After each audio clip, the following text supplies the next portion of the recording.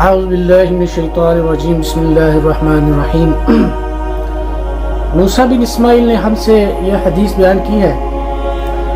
انہوں نے حضرت عباس رضی اللہ تعالی عنہ سے کلام الہی کی تفسیر کے سلسلہ میں سنا کہ رسول اکرم صلی اللہ علیہ وآلہ وسلم نزول قرآن کے وقت بہت سختی محسوس فرمایا کرتے تھے، اور اس کی علامتوں میں سے یہ تھی کہ یاد کرنے کے لیے آپ اپنے ہونٹوں کو ہلاتے تھے۔ ابن عباس فرماتے ہیں کہ میں اپنے ہونٹ ہلاتا ہوں جس طرح آپ صلی اللہ علیہ وسلم ہلاتے تھے۔ سعید کہتے ہیں کہ میں بھی اپنے ہونٹ ہلاتا ہوں جس طرح ابن عباس اپنے ہونٹوں کو ہلاتے تھے۔ پھر یہ آیت اتری کہ اے محمد، قرآن کو جلد جلد یاد کرنے کے لیے اپنی زبان کو مت ہلاؤ، اس کا یاد کروا دینا، اس کا جمع کر دینا اور پڑھا دینا ہمارے ذمہ ہے۔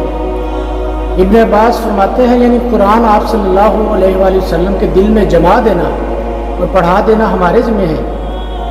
پھر جب ہم پڑھ چکے ہیں تو اس پڑھے ہوئے کی اتباع کرو۔ ابن عباس رضی اللہ تعالی عنہ فرماتے ہیں اس کا مطلب یہ ہے اس کو خاموشی کے ساتھ سنتے رہو، اس کے بعد مطلب سمجھا دینا ہمارے ذمہ ہے۔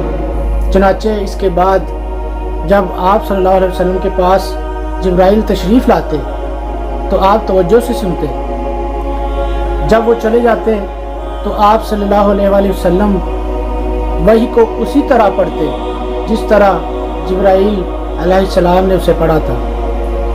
وما علینا الا البلاغ المبین۔